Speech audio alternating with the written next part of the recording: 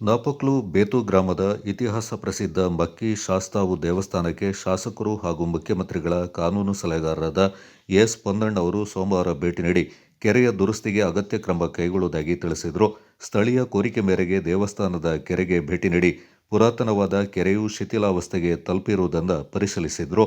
ಭಕ್ತರ ಹಾಗೂ ಸಮಿತಿಯವರ ದುರಸ್ತಿ ಕೋರಿಕೆಯನ್ನು ಮನ್ನಿಸಿದ ಶಾಸಕರು ಅಧಿಕಾರಿಗಳೊಂದಿಗೆ ಮಾತನಾಡಿ ಈ ಕೆರೆಯ ಪುನರ್ ನಿರ್ಮಾಣಕ್ಕೆ ತಗುಲುವ ವೆಚ್ಚಗಳ ಬಗ್ಗೆ ಮಾಹಿತಿ ನೀಡುವಂತೆ ಸೂಚಿಸಿದರು. ಮಾಹಿತಿ ಬಂದೊಡನೆ ಕೆರೆಯ ದುರಸ್ತಿಗೆ ಅಗತ್ಯ ಕ್ರಮ ಕೈಗೊಳ್ಳುವುದಾಗಿ ಶಾಸಕರು ತಿಳಿಸಿದರು. ನಿರ್ಮಾಣ ಮಾಡೋದು ಖಂಡಿತ ಮಾಡೋಣ. ಇನ್ನೇ ಮಾಡೋದು ನನಗೆ ನನ್ನ ಪ್ರತಿ ಟೆಂಪಲ್ ಫಂಡ್ಸ್ ಅಂತ ಅದರಲ್ಲಿ ವಿತರಣೆ ಅಂತ ನನಗೆ ಆಗುತ್ತಿರಲ್ಲ. ಅದನ್ನು ಚರ್ಚೆ ಮಾಡಿ ಎಲ್ಲನೂ ಒಮ್ಮೆ ಇದರಲ್ಲಿ ಸರ್ಕಾರಕ್ಕೆ ಹೋಗಲಾಗಿದೆ.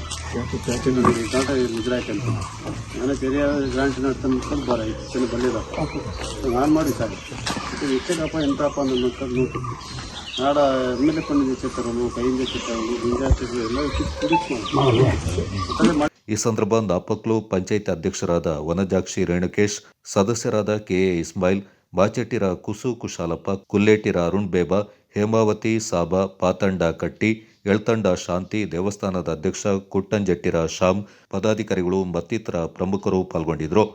Kodagu channel news, Duggala Sadananda, Napoklu.